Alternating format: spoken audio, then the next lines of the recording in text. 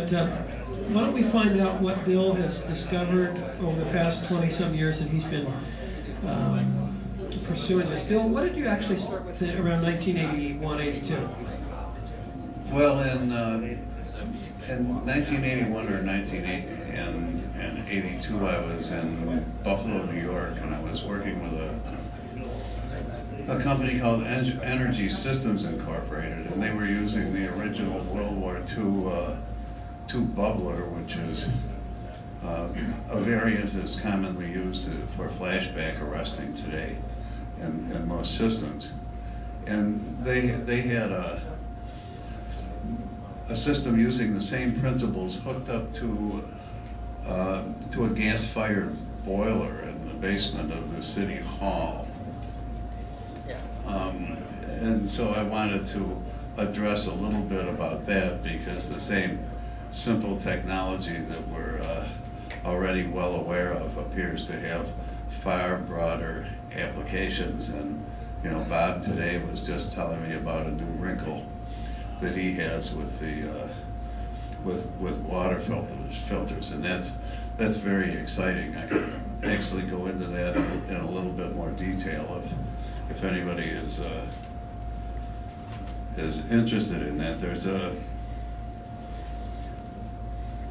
the three original patents, and I would say the most significant of the three by far is that of Henry Payne in 1884, where he used what he called water gas for illumination as a substitute for, you know, like natural gas lighting was a big thing at the time. And as a bubbler, he had a bubbler in the system in which he had the hydrocarbon turpentine, and you know, that'll fool you a bit, you know.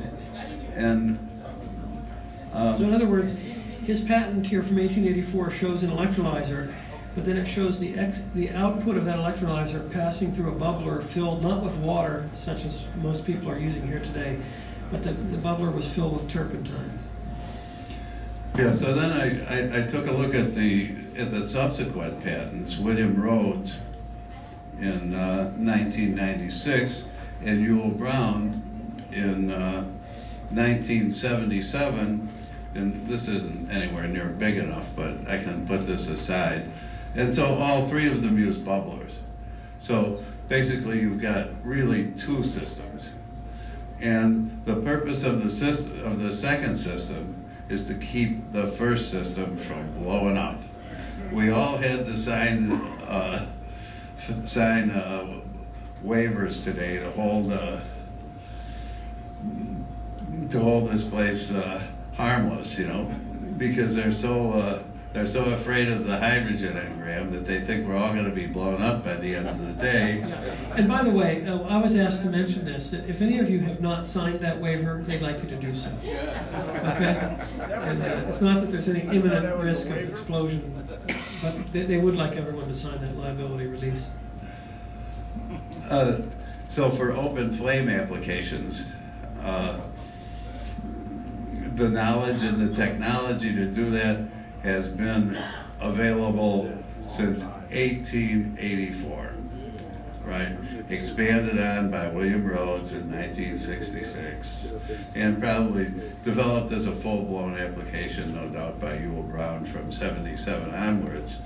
But, you know, Andrew McCrosky, who worked with Ewell Brown and who James has interviewed, he's the only guy that mentions on the internet the viability of these systems for heating applications. It's not something that we think about here in Florida, but in most of the country, this is extremely important. In most of the country, it's extremely important, and it could be widely applied and easily done.